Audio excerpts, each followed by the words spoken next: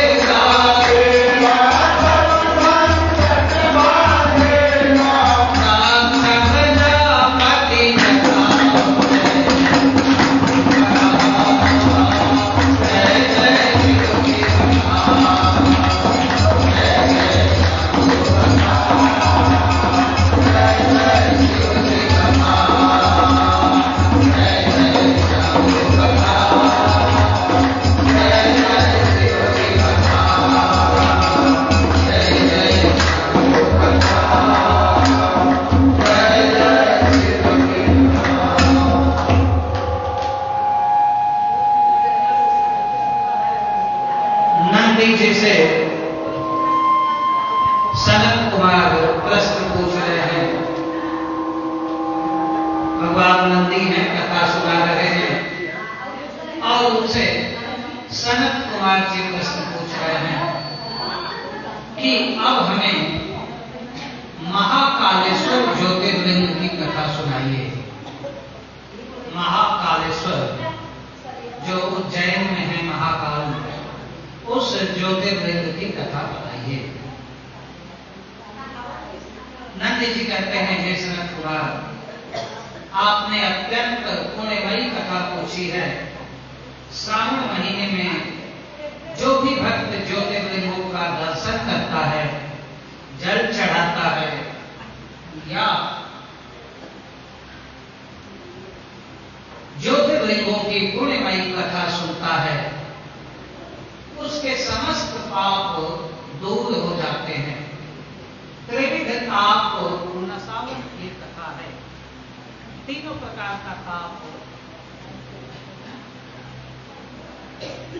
इस कथा के श्रवण से दूर हो जाते हैं।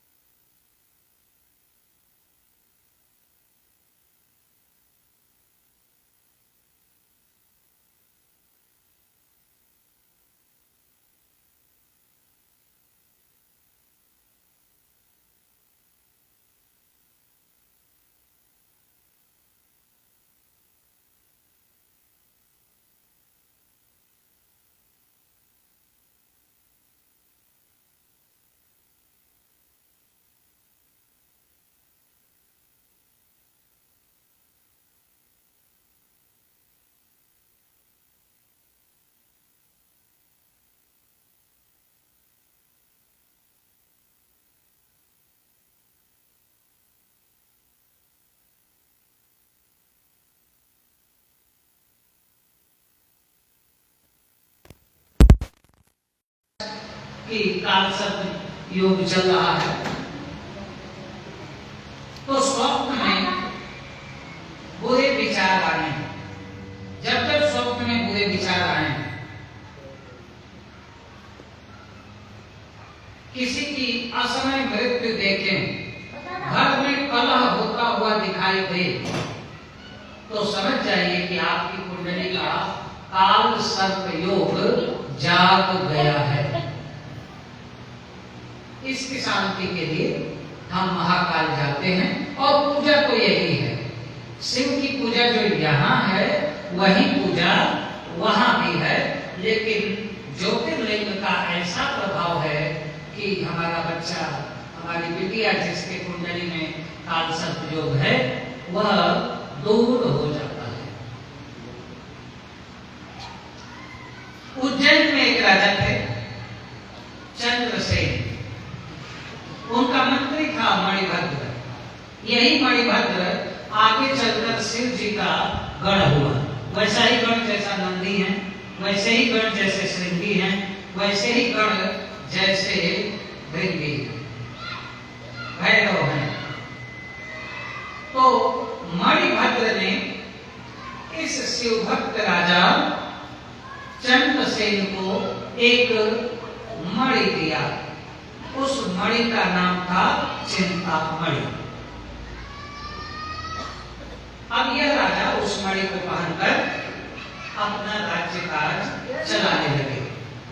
मणि की विशेषता ये थी कि मणि के स्पर्श से सोना बनते देर नहीं लगती थी। चांदी छुआ तो चांदी भी सोना, तांबा छुआ वो भी सोना, लोहा छुआ वो भी सोना। जो भी धातु उस चिंतामणि से स्पर्श करा दी जाती थी वह तत्क्षण सोना बन जाता था। अब एक राजा के पास इतना धन होगा तो राज्य समृद्ध बनता है, राज्य खूब फल फूलने लगा। और यह राजा शिव भक्त था। चंद्रसेन के शिव जी में अटूट निष्ठा थी।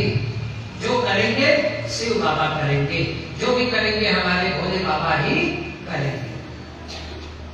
एक दिन पूजा कर रहे थे, वहीं उसी रास्ते से एक ग्वालिन,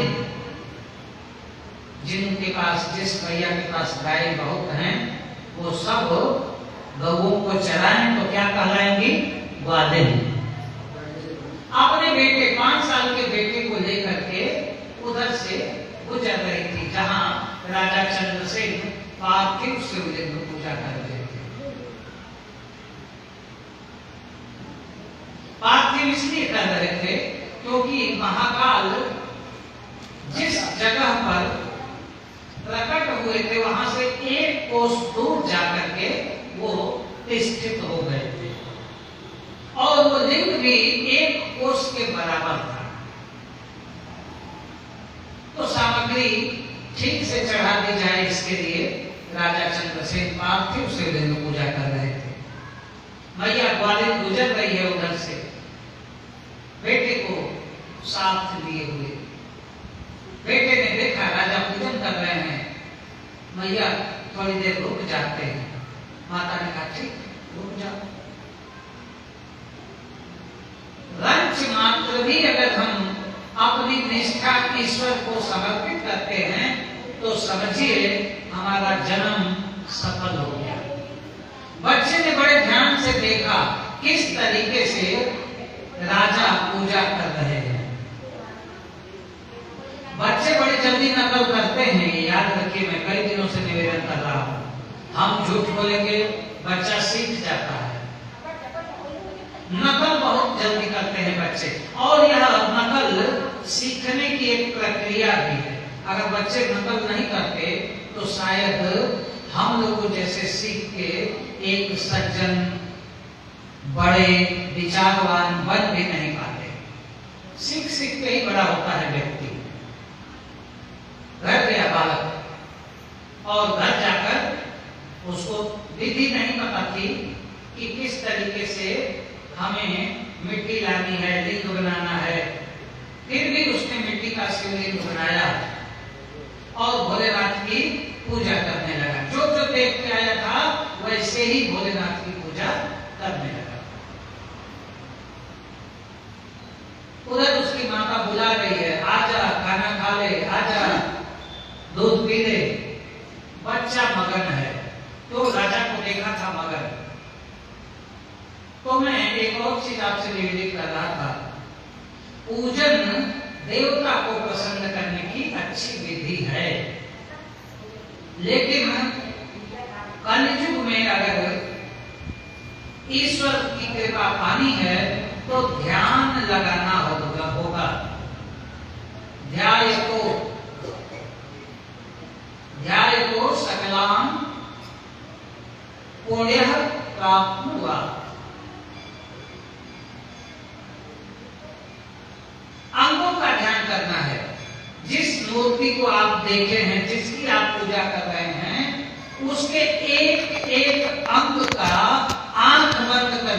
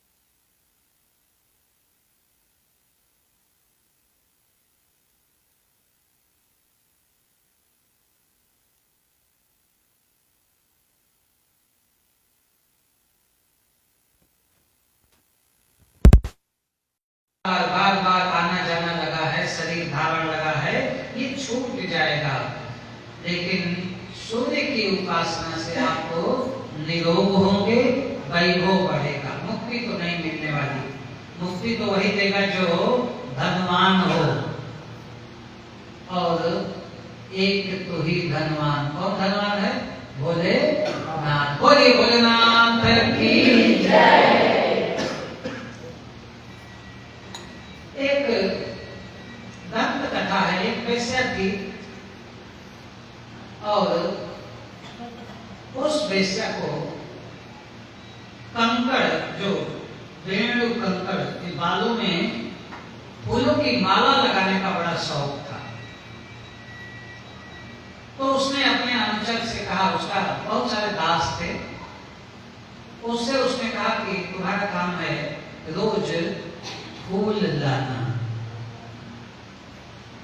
रोज फूल लाता था माला बनाने के लिए, कभी माला बना के दे भी देता था।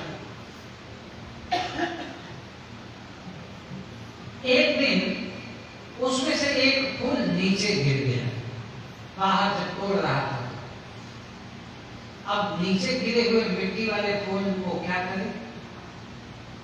उसने उस फूल को उठाया और भगवान सूर्य को दे दिया। कहा, हे सूर्य नारायण, ये फूल तुम लो।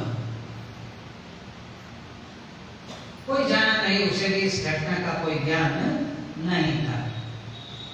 जब उस सेवक की उम्र पूरी हुई, मृत्यु के बाद उसको यमराज ले गए अपने अंधता मिश्र नरक में, उसको तप्त लोहे के कड़ाह में डालने के लिए। रोने लगा। अब रोने से तो कोई काम चलेगा नहीं। देखिए, जितना रोना हो यही रोइए इसी शरीर से। यहाँ आपके रुदन को सुनेंगे, भोलेनाथ सुनेंगे, गणेश जी सुनेंगे, माता सुनेगी, पिता सुनेंगे, पड़ोसी सुनेगा, विधायक जी भी सुन सकते हैं। सुनेंगे तो कुछ कल्याण करें। मरने के बाद आपके अंगुष्ठ मात्र का जो जीव है, देखिए जब हम मरते हैं तो इस अंगूठे के बराबर हमारा शरीर हो जाता है, जो सूक्ष्म शरीर कहलाता है।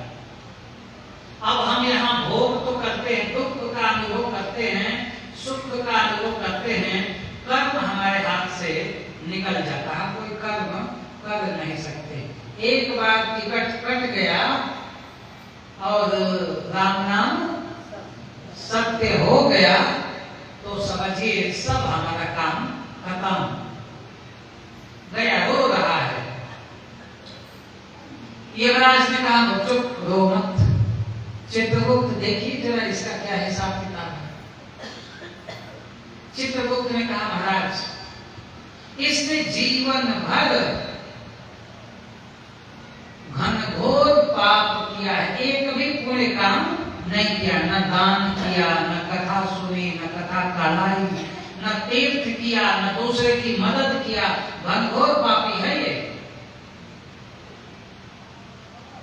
और इसके लिए तो गौरव नरक है, अंधता मिश्र नरक है, तामिश्र नरक है, 21 प्रकार के नरक हैं, उन सब में इसको जाना पड़ेगा। धर्मराज दयालु भी हैं। उन्होंने चित्रगुप्त से पूछा कि देखो कुछ कानून में कुछ है, कहीं कुछ पन्ना पर्चा उनका बड़ा ऊपर नीचे कई बार किया। कहा, हे धर्मराज, इसने एक बार मिट्टी मिले हुए फूल को भगवान सूर्य नारायण को दिया था। क्या कहा था? हे सूर्य नारायण, तुम लो। धर्मराज ने पूछा, तो इसका तो पुण्य इसको मिलेगा, दिया तो है, क्या पुण्य है?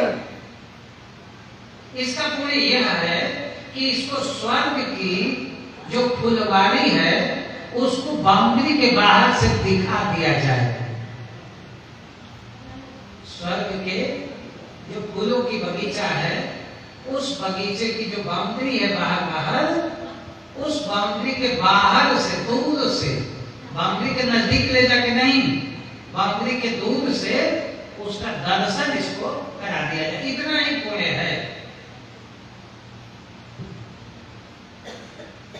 पूछा गया भैया पहले क्या भोगोगे, पहले देखोगे कि ये 21 नरक से होकर गुजरोगे। हाँ बहुत होशियार था, नर्तकी के घर काम करता था, इशारों में बात को समझता था, बहुत होशियार था।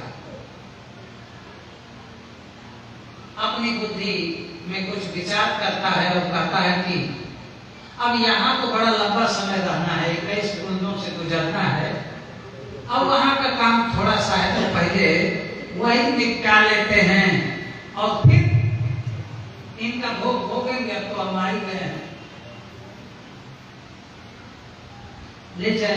ले जाओ भाई। आदेश दिए 4 गण को, 4 एक आदमी पर 4 सिपाही, ले जाओ इसको दिखा लाओ फुलवारी स्वर्ग में।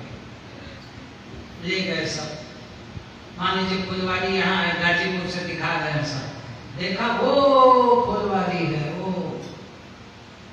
थोड़ा बहुत इधर किया, कहा हमें तो कुछ दिखाई नहीं दे रहा, नजदीक ले चलो थोड़ा। आ गए सब भवन पूरे, देख भैया वो फुलवारी दिख रही है, इतने अच्छे अच्छे फूल खिले हैं। अब ऐसा दिमाग में बैठा लिया था बुद्धि, 2-4 बार इधर उधर करने पर कुछ ऐसे आदमी करता है जब नहीं दिखाई देता है तो ऐसे वैसे करके कहा कि देखो भाई, विगड़ोड़ को समझ में आ रहा है कि कोई फूल दिखाई नहीं देगा। ले आए सब लाला बाबा के बाउंड्री, बगीचा तो आप ही है, आ गया, देख ले भाई अब तो आ गया बाउंड्री पर, अब भीतर नहीं जाना है, बाउंड्री तक ही दिखाना है। उसने कहा बहुत सुंदर, आप लोगों को बहुत बहुत धन्यवाद, यहाँ तक ले आए आप जरा आपको छोड़िए, अब इत्मीनान से अपनी नजर घुमा घुमा के देख ले कि कौन सा फूल कहाँ है, कैसा।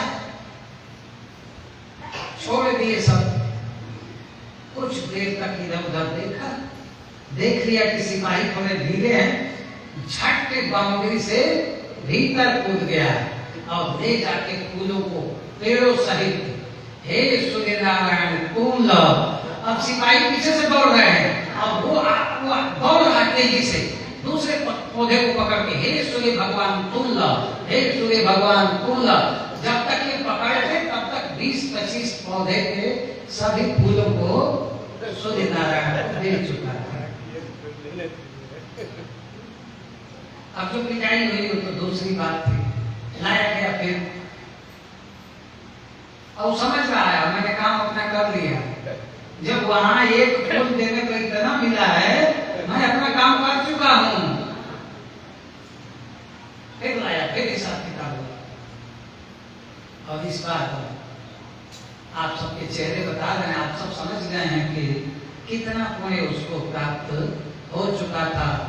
तो नरक से बचना हो, वैभव पाना हो, तो सूर्य देव की उपासना करें, शरीर निरोग रहता है। सुबह जगिए, स्नान कर लीजिए, फिर झाड़ू लगाइएगा और फिर नहा लीजिएगा। आजकल तो हम लोग पानी गिराने से कोई परहेज भी नहीं है हम लोगों का, जहाँ 1 लोटा चाहिए 2-3-4 लोटा गिराते हैं। फिर नहा लीजिए। काम के कारण आप भगवान की पूजा को न टालिए, नहाने के बहाने टाल दिया भगवान को, ऐसा न करिए। तो सूर्य की उपासना करता है कौन? कर्कटी का पुत्र भीम।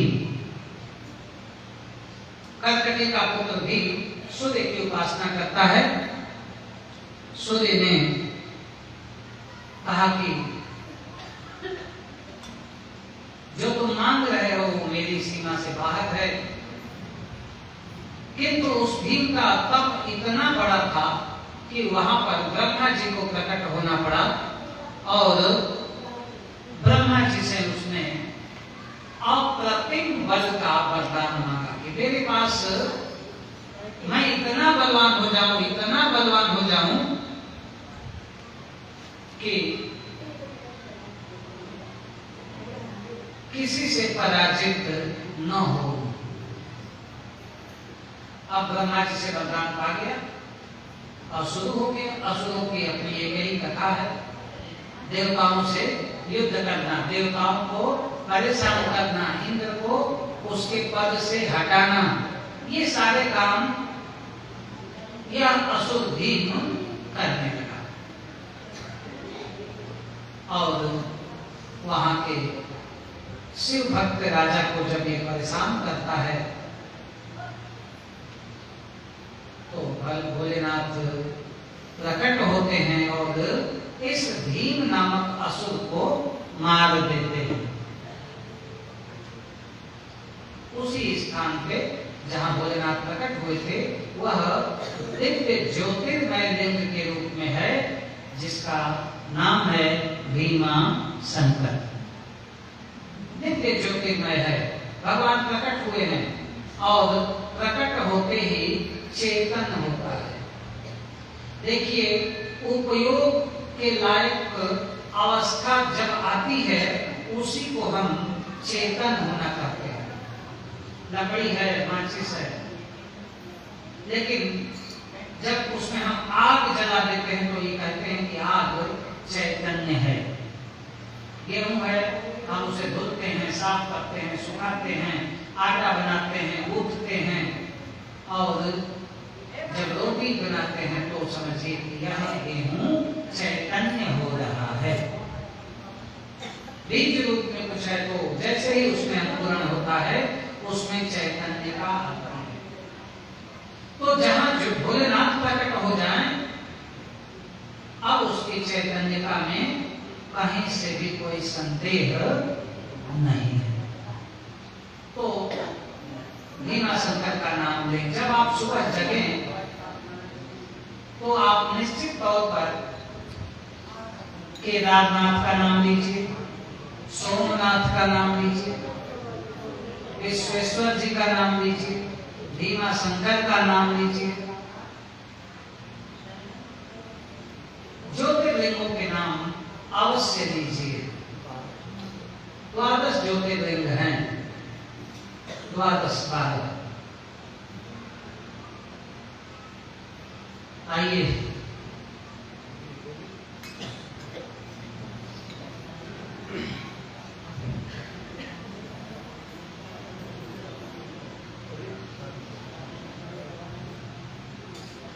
जीवन खत्म हुआ तो जीने का ढंग आया। जीवन खत्म हुआ तो जीने का ढंग आया। जीवन खत्म हुआ तो जीने का ढंग आया। जीवन खत्म हुआ तो जीने का ढंग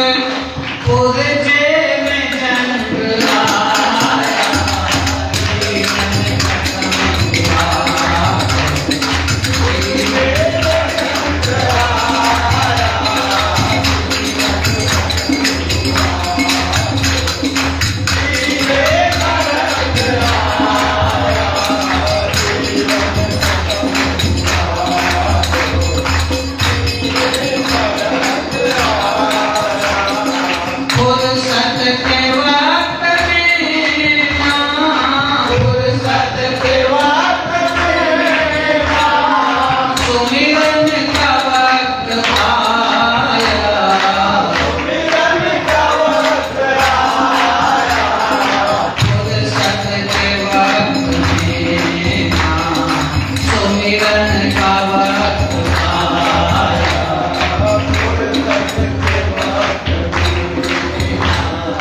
सुमिरन का वक्त आया, उस वक्त मांगा, उस वक्त मांगा, जब वक्त बंद आया, जीवन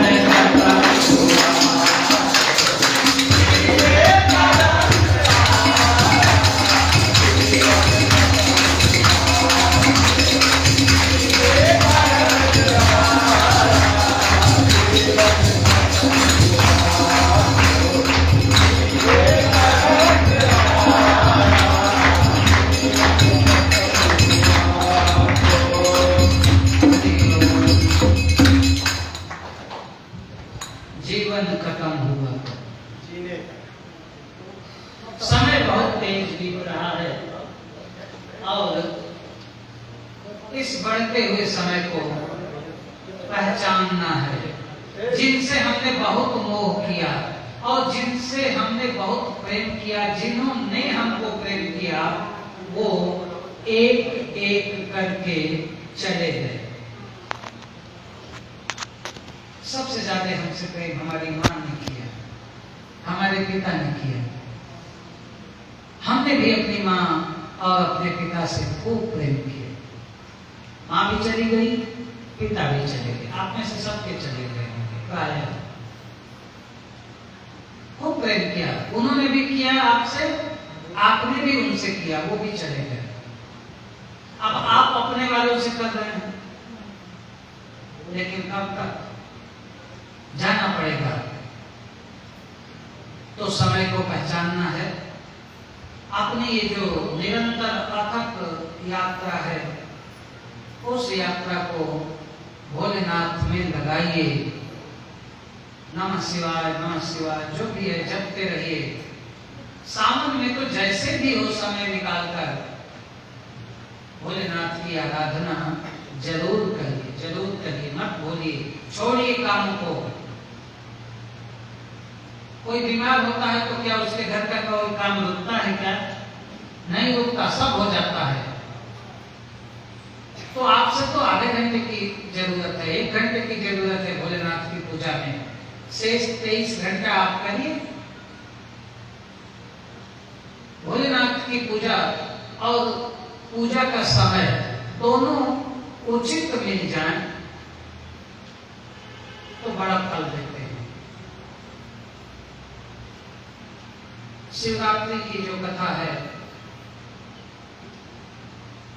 वह इस बात को प्रमाणित करती है कि भोलेनाथ की पूजा निश्चित समयों में की जाए तो उसका अक्षय पुण्य मिलता है। कल 4:48 पर शाम को जब हम लोग आरती करेंगे और इस कथा का विसर्जन होगा, समय याद रखिएगा 4:48। भोलेनाथ का वास उसी समय माता गौरी के साथ प्रारंभ होगा। ज्योतिष में मैं आज पंचांग देख रहा था पत्रा, तो मेरा ध्यान गया कि कल 4:48 से सिद्धि योग प्रारंभ है और भोलेनाथ का वास माता गौरी के साथ होगा। ऐसा समय अत्यंत पुण्यवान होता है और अनेक प्रकार के पापों का नाश करता है और यजमान को अत्यंत सुख समृद्धि देता है। इसलिए आप सभी लोग इस कथा का विसर्जन 4:48 के बाद कल आरती होगी और जरूर करिएगा। थोड़े से अक्षत घर से 10 दाना लाइएगा और यहीं भोलेनाथ के ऊपर ओम नमः शिवाय करके छोड़ दीजिएगा। जरूर कल उसी समय विसर्जन करिएगा, आइएगा जरूर। जितने लोग कथा सुने हैं आप पूरी आत्मा से भक्त, आज मत तोड़िएगा, आज समय ठीक नहीं है। अब 3 बजे से कार्यक्रम है, थोड़े से शिव सहस्त्र नाम के पाठ होंगे, आरती होगी, हवन होना है। हवन के बाद हम लोग 4:48 पे आरती करेंगे और भोलेनाथ का आप सभी लोग विसर्जन करेंगे। तो जो 3 बजे नहीं भी आ पाती हैं आप में से कल, जो हवन में नहीं शामिल हो सकते हैं, आपसे अनुरोध है कि आप 4:48 पे जरूर आ रहिएगा, विसर्जन जरूर करिएगा। समय बड़ा बलवान होता है, समय के साथ पूरे कर्म, समय के साथ खेती, समय के साथ पढ़ाई, सब कुछ समय से करिए, उसका दूसरा फल है। और समय विपरीत होने पर उसका उचित फल प्राप्त नहीं होता। गुरु द्रोह नामक एक भील था, जो पशुओं का शिकार करता था, जंगली पशु। गुरुद्रोह, वह भील जंगल में जाता प्रतिदिन धनुष लेकर के, तलवार लेकर के, और पशुओं का वध करता, पशु मार करके लाता और अपने परिवार का पालन पोषण करता। कोई भी शुभ कर्म वह नहीं जानता था, किसी प्रकार का शुभ कर्म का उसे ज्ञान नहीं था, बस एक ही ज्ञान था, अपने परिवार का पोषण करना। ये जो दो भेद था, एक दिन उसने आहार दो, आहार के लिए निकल जाता है जंगल, धनुष लेता है, तलवार लेता है, पीने के लिए पानी का बर्तन लेता है और निकल पशु मिले। तो वह एक जलाशय पर पहुंचता है कि जल पीने के लिए जंगली पशु जरूर आएंगे इस जलाशय पर। जलाशय पर जाकर जल भरता है, शाम होने को है, घर लौट सकता, वेद का पेड़ है, उसके हाथ से जल की कुछ बूंदें नीचे गिरती हैं, बेल के कुछ पत्ते टूट के गिर जाते हैं। प्रार्थना करती है, हे भील मेरा वध मत करो। और शिव जी की लीला देखिए, उसके हाथ से जो जल गिरता है नीचे, वहां शिवलिंग था, बिल्वपत्र गिरता है, इन दोनों के ही शिव को भोजन के लिए प्रस्तुत करना। अब वह उसकी बुद्धि शुद्ध हो जाती है, मृगी से कहता है करके, परिवार को बता करके मैं वापस आ जाऊंगी, आप मुझे तब मार देना। वह तो यह कहता है कि तुम्हारा नाम बुद्धि शुद्ध है, भी मान जाता है, कहता हाँ जाओ, चली गई। ये ऐसा वार्ता के क्रम में एक प्रहर बीत गया, दूसरे प्रहर में इस मृगी की छोटी बहन आ जाती। अब मृगी की जो बहन आई है वह फिर से इनसे कह रही है वही बात कि मुझे जाने दो, मैं अपने परिवार को सारी बातें बता करके लौट आऊंगी। अब इनका पति आता है जो पूरा हृष्ट पुष्ट था, वो मृग आ गया। मृग के आने पर भी वही घटना, फिर धनुष उठाता है, धनुष उठाने के क्रम में उसके बर्तन से नीचे पानी गिरता है, वे लोग सामने तैयार किए हुए बस मुझे मारने ही वाला है, ये भी प्रार्थना करता है कि मुझे जाने दो। कहता है नहीं, तुम्हें नहीं जाने देंगे, तुम्हारा शरीर इतना है कि एक को मार लेंगे तो कई दिन तक मेरा परिवार आराम से जिएगा, तुमको नहीं जाने देंगे। तो जान दीजिए, आपके पास है लाखों रुपए और दे रहे हैं 1 रुपया। ऐसा जो व्यक्ति करता है उसको बड़ा भयंकर पाप लगता है। और ये मृग कह रहा है कि जो व्यक्ति सामर्थ्य होते हुए भी दान नहीं करता, उसको जो पाप लगता है वो मुझे लगे। इनको भी जाने देता है। देखिए एक कथा आती है, एक से पूर्णिमा आती है और वो जो व्यक्ति था गंगा स्नान करने लगता है। महाराज जी पीछे से हाजिर हो गए, सोचे आज उचित समय है, इसको बांध दूं। ये नंबर 2 होगा, लेना है देना नहीं, यही एक आलू लगा